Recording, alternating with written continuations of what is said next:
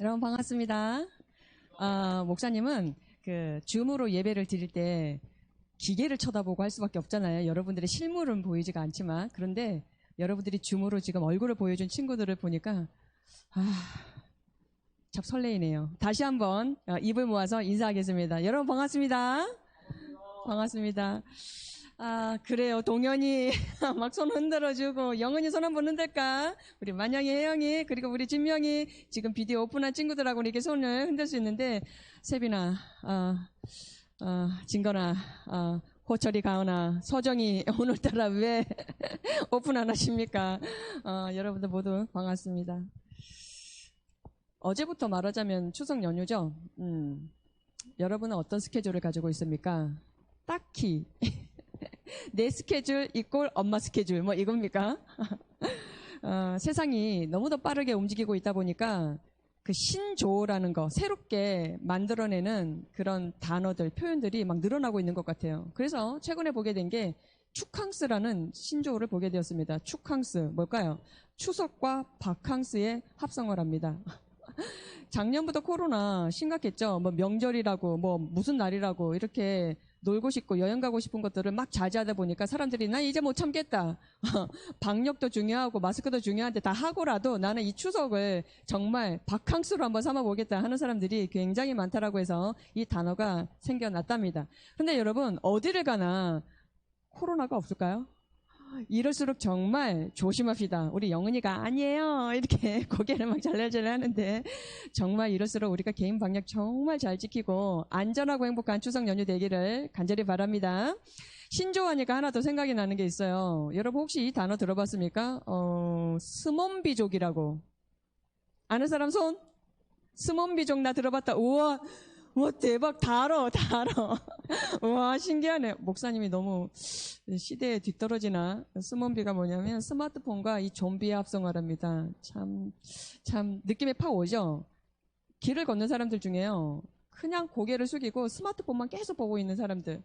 마치 죽은 사람처럼 그런 시체들, 좀비들이 거리를 활보하고 다닌답니다. 여러분, 이런 사람 진짜 많이 봤죠? 혹시 여러분 중에도 있습니까?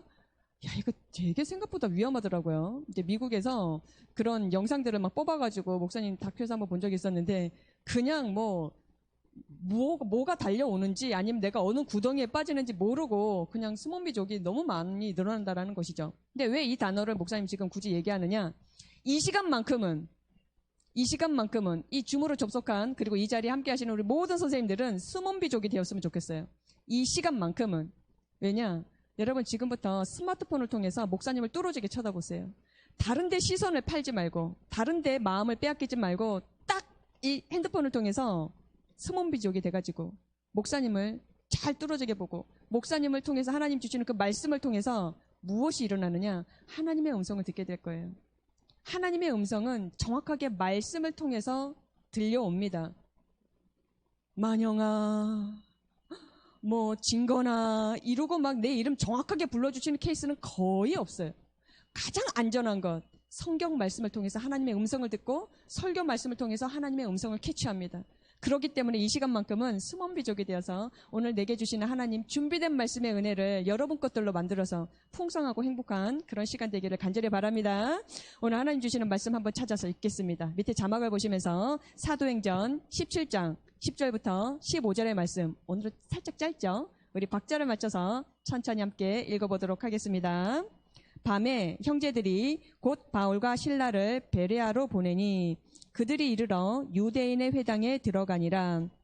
베레아에 있는 사람들은 데살로니가에 있는 사람들보다 더 너그러워서 간절한 마음으로 말씀을 받고 이것이 그러한가 하여 날마다 성경을 상고함으로 그 중에 믿는 사람이 많고 또 헬라의 귀부인과 남자가 적지 아니하나 데살로니가에 있는 유대인들은 바울이 하나님의 말씀을 베레아에도 전하는 줄을 알고 거기도 가서 무리를 움직여 소동하게 하거늘 형제들이 곧 바울을 내보내어 바다까지 가게 하되 실라와 디모데는 아직 거기 머물더라.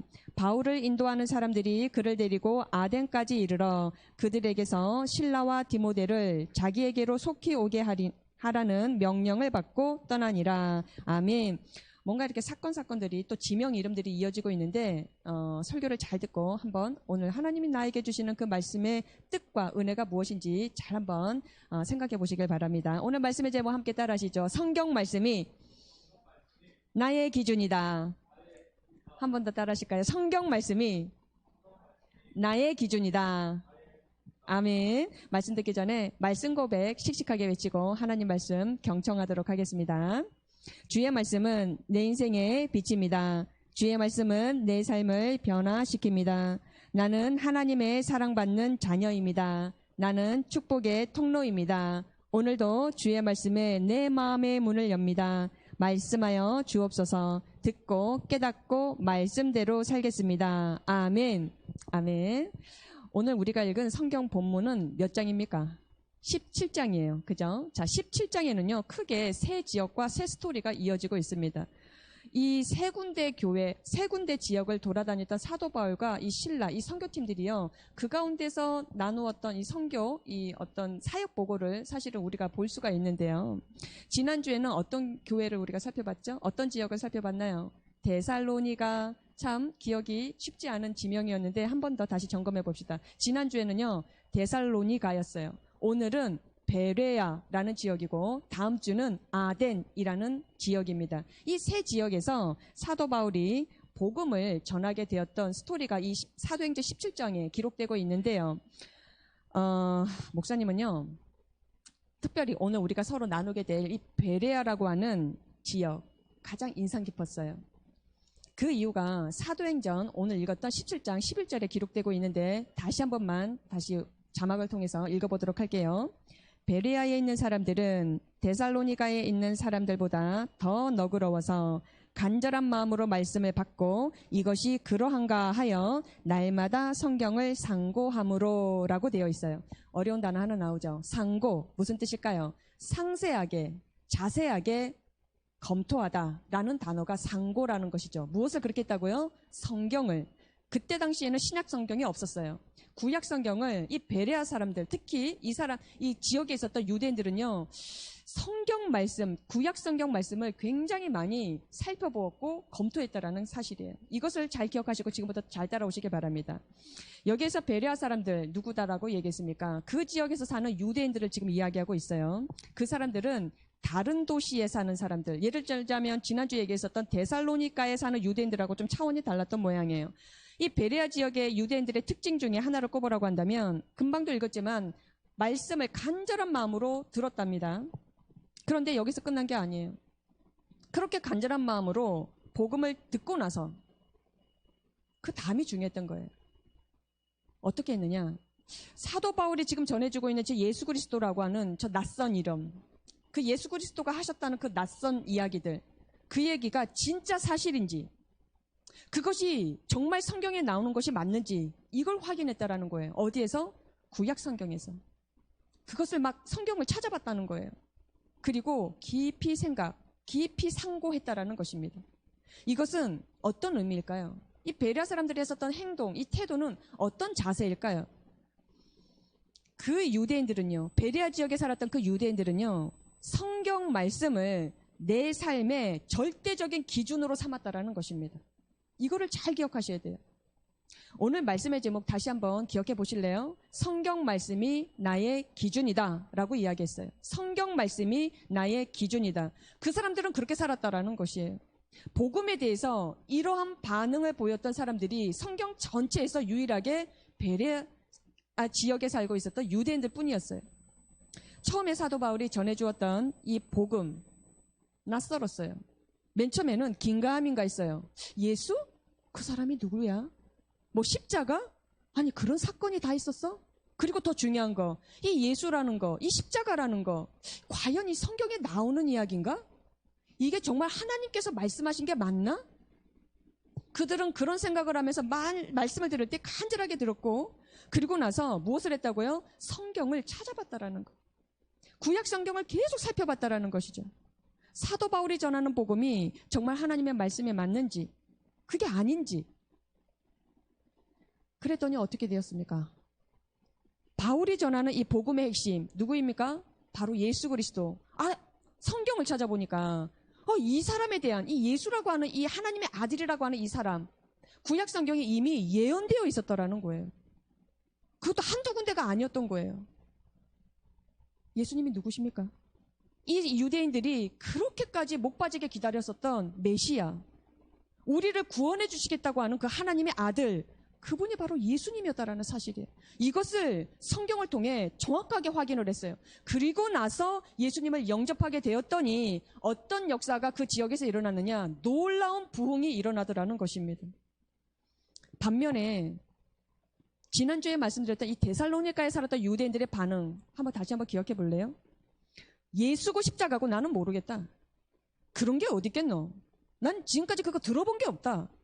그리고 어떻게 했느냐? 이렇게 웃기지도 않는 이야기를 전하는 저 사도 바울, 내가 죽여야 되겠다. 깡패 같은 불량배들을 선동해서 잡으러 갔습니다. 찾아도 없으니까 누구를 끌고 갔어요? 야손이라는 사람을 끌고 갔죠. 왜 야손이 그 사도 바울과 실라 선교팀들에게 집을 제공해 줬잖아요. 도와주었잖아요. 그러니까 화가 나서 야손을 끌고 갔던 거예요. 그런데 오늘 베레아 사람들, 처음부터 복음을 선뜻 받아들이지도 않았지만 그렇다고 해서 무턱대고 배척하지 않았다라는 것이에요. 우리는 여기에서 성경 말씀을 우리 삶 가운데 기준으로 삼는다는 것이 우리 신앙생활에 얼마나 중요하다라는 것을 깨달아야 한다라는 것입니다. 좀 오래된 책 한 권 소개하겠습니다. 여러분들이 태어나기 전에 이 책이 나왔기 때문에 당연히 모르겠지만 오도코 목사님이라는 분이 계세요. 그분이 쓴 이 한 권의 책이 있는데요. 교회 주인은 사람이 아니다. 아주 의미심장한 제목을 달아서 이 책이 출판되었습니다. 한 20년 전에. 무슨 제목이라고요? 교회의 주인은 사람이 아니다. 의미를 대충 아시겠죠? 그 책에 보면 이런 중요한 질문을 던지고 있습니다. 20년 동안 교회를 다닌 사람과, 굳이 20년이라고 꼭 못 박을 필요는 없었는데 20년 동안 교회를 다닌 사람과 딱 1년 정도 교회를 다닌 사람들을 비교했을 때 누가 더 교회에서 교만할까요? 라고 하는 질문을 그 책에서 던지고 있어요. 목사님은 개인적으로 몇 년이냐 이것은 크게 중요한 건 아닌데 이 목사님은 아주 중요한 핵심을 우리에게 던지고 있다는 거예요. 그 책은 대체적으로 뭐라고 대답을 하고 있느냐? 그래도 교회를 오래 다닌 사람, 기간적으로 봤을 때 이걸 다른 말로 신앙의 연륜이 깊어가면 깊어갈수록 더 교만해지더라는 것이에요. 그 글을 읽자마자 목사님은 대번에 목사님부터 회개를 했습니다. 나구나. 나보고 말씀하시는 메시지구나. 왜 그런 일이 생기는 것일까요? 질문은 조금 다르게 바꿔보겠습니다. 교회를 다니는 많은 사람들 중에 목사님을 포함해서 그렇게 설교를 많이 들었는데 목사님은 심지어 설교까지 하고 있는 사람이잖아요. 더더군다나 그렇게 성경 읽었는데 정작 믿음의 성숙도 없고 삶에 변화되지 않는 이유는 무엇일까 하는 질문을 나 자신에게, 우리 자신에게 한번 해봐야 된다는 것이죠. 우리 친구들 중에는 최소한 교회 5년 이상 다닌 친구들 제법 있을 거예요. 오늘 이 예배 함께하고 있는 친구들 중에 초등부부터 다녔 친구들이 대부분인 것 같은데, 그죠? 한번 나에게 던지는 질문이다 한번 생각하고 이 질문에 마음속으로 한번 대답해 보세요. 그렇게 많은 설교를 들었어요. 아침마다 선생님들이 보내주시는 성경 말씀 한 구절씩 우리는 보고 읽고 아멘하고 있습니다. 그러나 그 말씀이요, 생각해 보니까 내 생각과 내 판단의 기준이 안 되는 거예요. 오히려 말씀을 편식하는 것 같아요. 편식이 무슨 말인지 알죠? 나 이 음식 못 먹어. 폐 뱉어버리고. 나 이 음식 싫어해. 그리고 나 좋아하는 것만 먹으려고 하는 게 편식이잖아요. 근데 말씀도 똑같이 편식을 하더라는 것이죠. 나에게 괜찮은 말씀, 참 위로가 되고 용기가 되고 힘이 되는 말씀은 아멘. 근데 나한테 너무 자극스러워. 나한테 너무 불편해. 그 말씀은 나가 좀 받고 싶지가 않아. 무시. 그게 바로 말씀을 편식하는 거예요. 그러니까 아무런 변화가 없는 거예요. 살아있는 말씀, 여러분 하나님의 말씀은 능력 있거든요. 하나님의 말씀은 역동하거든요. 근데 그 말씀을 내가 편식을 하다 보면, 더 중요한 건 그 말씀을 나의 삶의 기준으로 삼지 않다 보면 우리는 점점점 신앙이 1년, 2년, 3년 지날수록 겸손해지는 것이 아니라 더 딱딱해지고 교만해질 수 있다라고 그 책은 경고하고 있더라는 것이에요. 여러분, 목사님의 설교를 들을 때 앞으로는 목사님 말고 다른 분의 설교도 계속 듣게 되지 않겠습니까? 그 설교를 들을 때마다 나 도무지 잘 이해가 안 되네. 참 어렵네. 잘 모르겠네. 그럴 때 있을 거예요. 지금도 그런 친구 있을 겁니다. 그러면 어떻게 해야 될까요? 우리 친구들은 어떻게 하고 있습니까? 대부분은 그렇거려니 그려려니 그러지 않나요? 그런데 베레아 사람들은 그러지 않았다는 거예요. 이걸 오늘 우리가 배워야 된다는 것이죠. 저 말씀이 무슨 뜻인가? 더 중요한 건 저 말씀이 정말 하나님께서 하시는 말씀이 맞나? 이런 건강한 생각을 하면서 설교를 듣고 또 말씀을 읽었더라는 것이죠. 그들은 왜 이렇게 했을까요? 귀찮게. 그냥 설교 듣고 끝내지. 그냥 말씀 읽고 끝내버리지. 왜 이렇게 생각을 하고 왜 성경을 찾아보고 그랬을까요? 베레아 사람들은 모든 생각과 모든 판단의 기준은 하나님의 말씀, 성경 말씀이었기 때문에 그래요. 무슨 일을 선택하거나 어떤 사람을 선택한다 할지라도 일단 말씀이 그렇게 얘기하신다면 나는 따르겠다. 말씀이 그렇게 말씀하시지 않는다면 나는 내가 손해보더라도 나는 거부하겠다.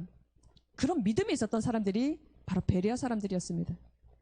지난주에 살펴보았던 이 데살로니가에 살았던 이 유대인들, 그들은 복음을 들었어요. 똑같이 베레아 사람들처럼 복음은 들었어요. 그런데 이 말씀이 맞는지 틀린지 정말 하나님의 말씀이 이렇게 얘기하시는지 확인해 볼 생각도 안 했어요. 그저 자신들이 예전부터 알고 있었던 것과 너무 낯설어. 잘 이해도 안 돼. 잘 모르겠네.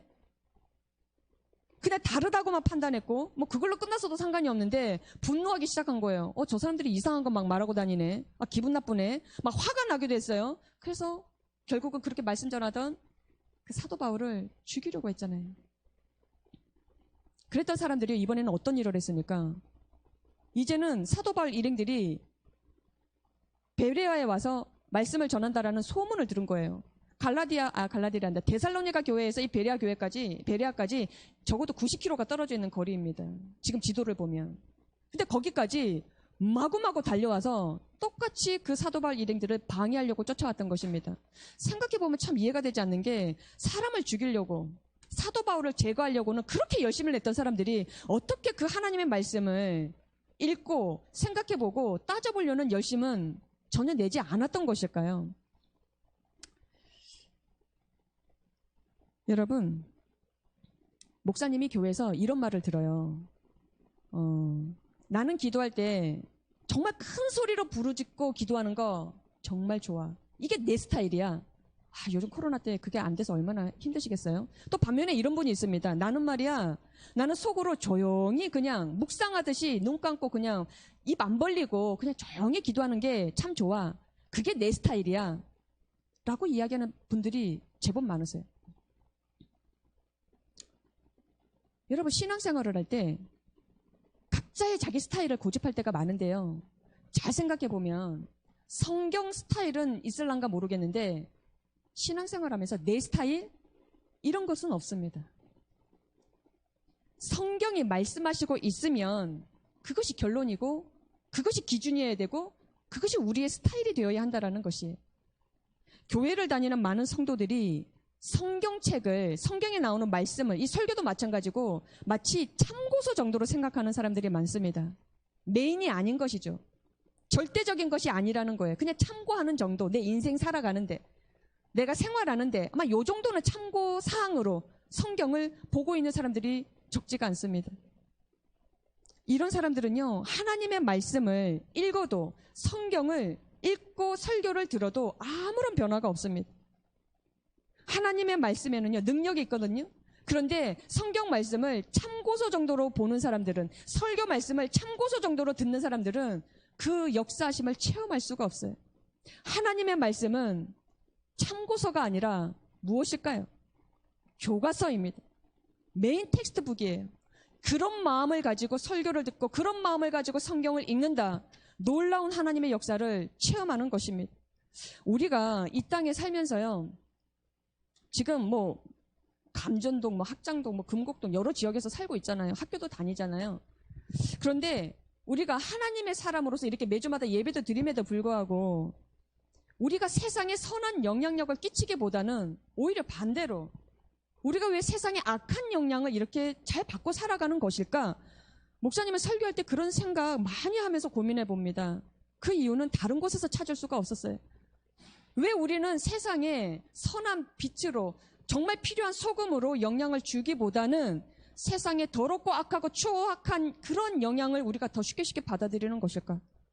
그것은요, 우리가 듣고 있는 성경 말씀, 또 읽고 있는 성경 말씀을 참고서 정도로 보고 있을 뿐이지 절대적인 성경을 나의 교과서로 삼지 않기 때문에 그렇습니다. 성경은 하나님의 말씀을 칼이라고 얘기했어요. 이 베는 거 있잖아요. 싹 베는 거. 칼이다, 검이다 이렇게 말씀하고 있어요. 그게 뭔가? 그만큼 예리하고 그만큼 능력이 있다라는 것이. 성경 말씀대로 사는 사람들, 이 사람들은요, 이 세상에 영향을 끼친다는 건데 더 구체적으로 말씀드려볼까요? 성경 말씀만이 사람을 변화시킵니다. 성경 말씀만이 나의 죄를 칼이 되어서 도려낼 수 있고 성경 말씀만이 나에게 능력으로 작용할 수 있게 되더라는 것이. 목사님은요, 지금까지 살면서 이런 사람들을 참 많이 봤어요. 목사님 자신도 그렇게 체험을 했어요. 하나님의 말씀만이 세상을 변화시키고 사람을 변화시킬 수 있습니다.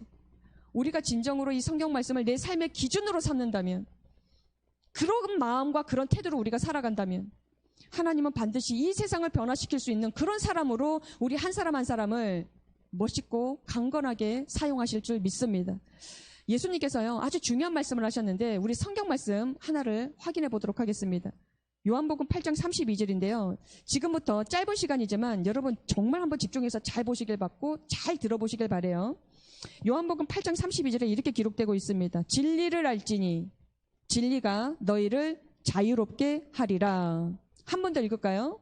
진리를 알지니 진리가 너희를 자유롭게 하리라. 아멘. 굉장히 유명한 선언입니다. 이 말씀을 당시에 처음으로 들었던 그때 당시 유대인들은요, 굉장히 충격을 받았습니다. 이 말씀이 뭔데 그렇게 충격을 받았을까요? 지금 동현이 이 말씀 읽고 충격 받나? 지금 이 말씀을 딱 듣고 읽고 우리 진건이가 충격을 받아? 우리 영은이가 지금 충격을 받나? 근데 그때 당시에는요, 이 말씀을 들었던 유대인들은요, 어마어마하게 충격을 받았어요. 왜 이 말씀이 그렇게 충격적이었을까요? 그 사람들이 이렇게 생각했던 거예요. 아니, 나는 지금까지 남의 종이 된 적이 없어. 남의 노예가 된 적이 없다고. 근데 어떻게 내가 자유롭게 된다는 말이야. 진리가 너희를 자유롭게 하리라 라고 얘기했던 예수님의 말씀이 이해가 되지 않았던 거예요. 나는 지금까지 종이 돼본 적이 없거든. 난 지금까지 노예가 돼본 적이 없거든. 예수님께서 이 말씀하셨던 이유가 뭘까요? 여기서 진리라는 말의 뜻이 굉장히 중요해요. 샤인 퀴즈 나올지도 모르겠네. 진리라는 말은요, 하나님의 말씀이라는 뜻이에요. 하나님의 말씀. 자, 하나님의 말씀이 무엇을 한다? 모든 죄에서 우리를 자유롭게 만든다라는 것이었어요. 여러분, 지금 우리는요, 굉장히 자유롭게 사는 것 같죠? 나 뭐 자유인이지 뭐. 나 하고 싶은 거 다 하고 내 먹고 싶은 거 다 먹고 뭐. 못하는 게 뭐 있겠어요? 그렇게 자유롭다고 생각하죠? 그럴지는 모르겠지만 우리가 영적으로 보면 우리는 죄라는 거, 사단마귀 귀신이라는 이 악한 영의 존재에게 우리는 종으로 살아갈 때가 굉장히 많아요. 우리가 다 죄의 종이었다라는 거예요. 좀 더 쉽게 설명해 드리겠습니다. 여러분 한번 생각해 보세요. 우리 중에 나 죄를 짓고 싶어서 막 노력하는 사람 있습니까? 아, 나 죄 짓고 싶다. 예를 들어서 와, 나 너무 거짓말하고 싶어 라고 해서 거짓말하는 사람 있어요. 아, 나는 막 지금 막 화를 내고 싶어. 난 막 욕하고 싶어. 그래서 막 화내고 욕하는 사람 있습니까? 그렇게 노력 안 해도 되잖아요. 그렇게 마음 먹지 않아도 되잖아요. 그냥 자연스럽게 욕이 나와. 이제 자연스럽게 막 열이 막 불끈불끈 나와. 막 화도 막 치밀어. 그래서 막 말실수 엄청 많이 하죠. 막 화도 막 나고 어쩔 때 막 집어 던지기도 하는 사람도 봤어요. 이게 왠가요? 왜 이럴까요? 우리가 작정한 것도 아닌데, 우리가 노력한 것도 아닌데. 그만큼 우리가 죄라는 것에 대해서 우리가 지금 종이 되어 있는 거예요. 죄의 종으로 살고 있고, 죄에 우리가 질질 끌려 살고 있고, 그 죄를 누가 조장한다? 사단마귀 귀신이 조장하고 있다라는 사실이에요. 우리는 그만큼 노예로 살고 있다라는 사실을 아무도 모른다라는 사실이에요. 여러분, 우리가 언제까지 이렇게 살아야 될까요?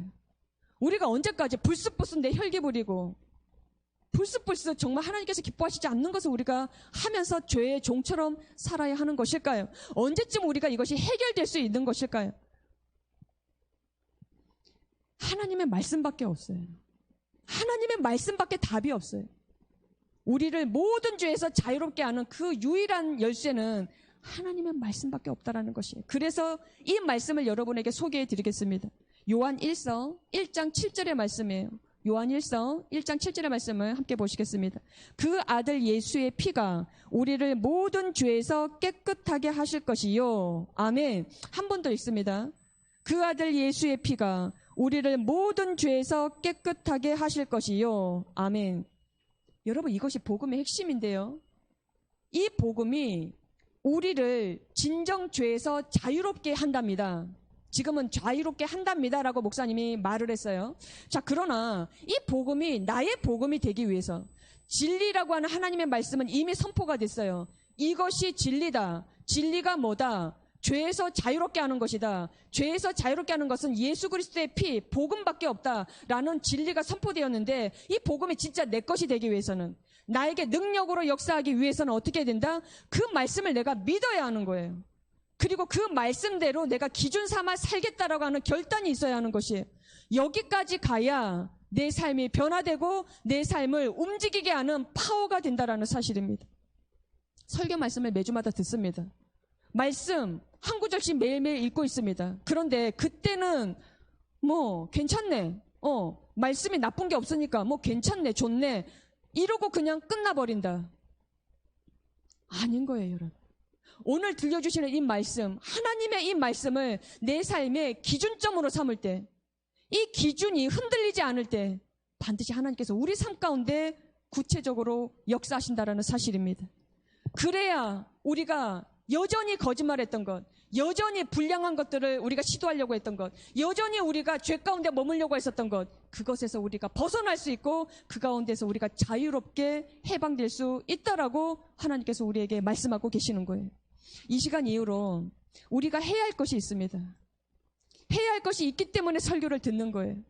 먼저 하나님의 말씀을 믿는 거예요. 하나님께서 성경에 기록되어 있는 그 말씀을 목사님이 설교를 통해서 여러분에게 전달할 때 그 말씀을 그대로 아멘하고 믿는 거예요. 그 말씀이 때로는 나를 불편하게 만들 수가 있어요. 그 말씀이 때로는 나를 아프게 만들 수도 있어요. 그러나 그 말씀이 하나님의 말씀이라면 아멘, 편식하지 않고 받아들이는 것, 이것이 1번이에요. 그리고 나서 어떻게 해야 된다? 그 말씀을 나의 삶의 기준으로 삼겠습니다 라고 하는 결단이 이 시간에 있기를 간절히 바랍니다. 그 결단이 있을 때 모든 말씀이 나의 생각과 나의 판단을 결정하는데 기준이 된다면 하나님께서 놀랍게 여러분의 삶 가운데 일하시기 시작할 것입니다. 여러분, 우리가 매주마다 외치는 말씀 고백이 있잖아요. 그 마지막 부분이 이렇습니다. 말씀을 듣고 깨닫고 말씀대로 살겠습니다. 여러분, 그 말씀이 어떤 의미인가요? 오늘 말씀의 제목이에요. 성경 말씀이 나의 기준이다. 그렇게 살아가겠다라고 결단하고 그렇게 사는 삶, 그렇다면 반드시 하나님께서 놀라운 역사를 일으키실 거예요. 마지막으로, 자, 이 단어가 굉장히 기쁜 소식이죠. 마지막입니다. 이제 우리가 오늘 말씀을 통해서 개념 하나 분명히 잡고 가야 될 건데 무엇인가? 그럼 말씀을 기준으로 삼는다는 게 뭐냐? 그것을 나에게 적용하는 구체적인 그런 샘플이 있어야 될 거 아니겠습니까? 여러분, 단순하게 말씀드릴게요. 하나님의 말씀에 이 기독교 사상의 가장 중요한 핵심은 서로 사랑하라입니다. 그 다음에 여러 가지 이야기가 줄줄이 사탕으로 이어지는 것이지, 가장 핵심은 하나님의 말씀, 진리 중에 진리는 서로 사랑하라고 예수님께서 유언처럼 남겨주셨어요. 그러면 무엇을 어떻게 사랑한다? 크게 두 가지로 본다면 하나님을 뜨겁게 사랑하라. 그것이 바로 예배인 거예요. 예배에 우리가 집중하는 것이 진짜 하나님 사랑하는 1번입니다. 오늘은 시간상 많이는 얘기 안 할 거예요. 자, 두 번째로 한번 보면 그 두 번째 사랑은 뭐다? 바로 이웃 사랑인 거예요. 나의 몸을 소중히 여기듯이 내 몸과 같이 이웃을 사랑하라 예수님 말씀하셨어요. 그 첫 번째 이웃이 누구다? 옆집이 아니라 여러분 부모님이세요. 추석 명절 용돈 받을 준비 되어 있습니까? 근데 여러분, 받을 때 반드시 인사하셔야 돼요. 엄마 아빠 감사합니다. 할머니 할아버지 감사합니다. 이모 삼촌 고모 감사합니다. 여러분, 어른들이 여러분들에게 베푸는 것은요, 당연한 게 아니에요. 그만큼 땀이 있었고 눈물이 있었고 피가 있었던 거예요. 하나님께서 분명히 우리에게 말씀하셨습니다. 너의 부모를 공경하라. 그것이 굉장히 중요한 명령이셨어요. 명령은 우리의 선택이 아닙니다. 필수지. 추석 명절 때 누구보다도 부모님께 감사하고 할머니 할아버지께 감사하고 공경할 줄 아는 마음이 우리 샤인 중등부 모든 친구들에게 있기를 간절히 바랍니다. 더불어서 돌아봐야 될 친구들이 있고 고마운 사람들이 있잖아요. 어제 목사님 굉장히 감동을 받았어요. 여러분들을 잊지 못하고 여러분들을 너무 사랑했던 신명철 선생님이 목사님 집을 찾아왔어요. 예고도 없이. 그것도 저녁 8시에. 너무너무 충격받았어요. 얼마나 감사하고 얼마나 기뻤던지 서로 좋은 덕담을 나누고 좋은 것을 서로 나눴어요. 여러분, 우리가 서로 고마운 사람이 있지 않겠습니까? 잊지 마세요. 여러분에게 좋은 친구가 있을 거예요. 좋은 선생님들이 계실 거예요. 여러분 마음으로 표현하고 카톡이라도 표현하고 그것이 사랑하는 귀한 마음들입니다. 하나님께서 말씀하셨으면 거기에는 토를 달면 안 돼요. 그 어떤 변명도 있어서는 안 돼요. 하나님이 말씀하시면 그것이 결론이기 때문입니다. 그것이 기준이기 때문이에요. 하나님께서 말씀하셨으니 저는 순종하겠습니다. 이 자세로 살아간다면 반드시요, 하나님께서 우리 마음에 심령의 부흥을 주시고 하나님의 기뻐하시는 뜻을 풀어주실 줄 믿습니다. 하나님의 말씀을 교과서로 믿고 따를 때, 잘 들으세요.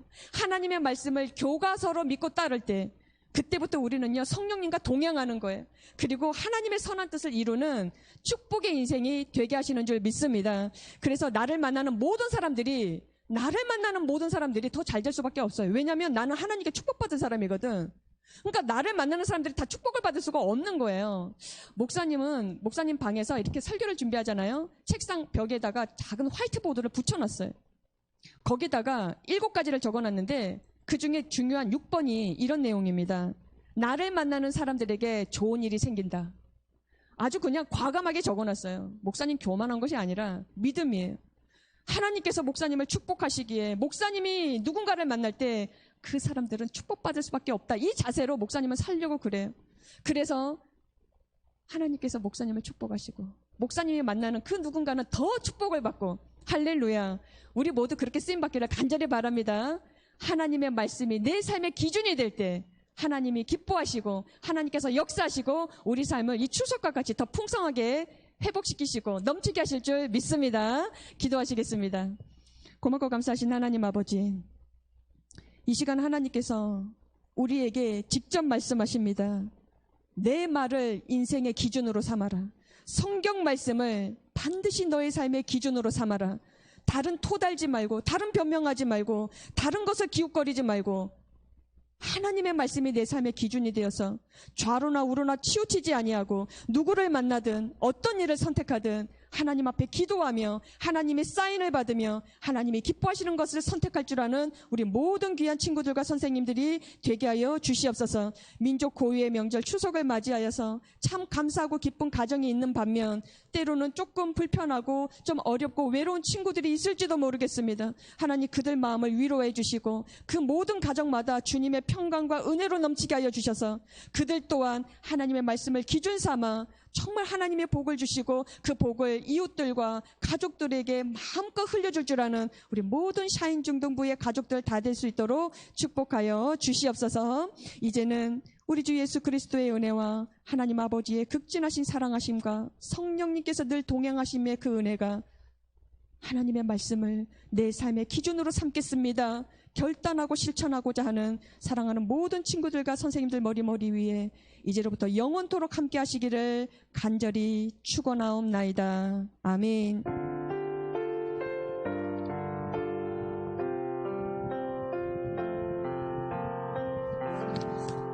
지금부터 사인 퀴즈 나가도록 하겠습니다. 지난주 사인 퀴즈 정답자는 박서정, 황진명, 나영은, 신채진, 종혜영, 김진건, 김세빈, 이동현입니다. 자, 지금부터 사인 퀴즈. 첫 번째. 베레아 지역에 사는 유대인들의 설명이 아닌 것은 무엇인가? 아닌 것은 1번. 성경 말씀이 모든 판단과 선택의 기준이었다. 2번. 사도 바울이 전한 복음을 듣자마자 믿고 따랐다.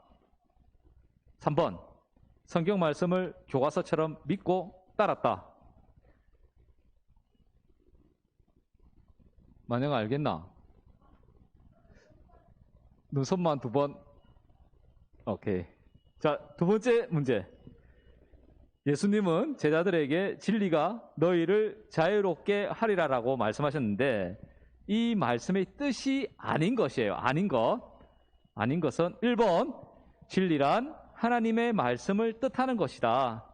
2번, 진리를 알고 따를 때 모든 죄에서 자유롭게 된다는 뜻이다. 3번, 진리는 이해하기 어렵기 때문에 진리를 얻는 것도 어렵다는 뜻이다. 분명히 쌤 힌트 줬습니다. 네. 3번, 오늘 말씀의 제목은 무엇인가요? 오늘 말씀의 제목. 오늘 말씀의 제목. 성경 말씀이 나의 다 보여주시면 안 돼. 문제를 이렇게 다 해주시면 안 되는데 너무 쉬운데 이렇게 되면은 너무 쉽죠, 친구들. 자, 성경 말씀은 영은이가 쉽다고 고개를 끄덕입니다. 동현아 알겠나? 오케이. 우리 진건이 알겠으면은 화면 한번 켰다가 꺼주세요. 비디오로 꺼주시다가 아시면은 제목 한번 아시면은 엄마한테 물어보기 절대 없습니다. 네.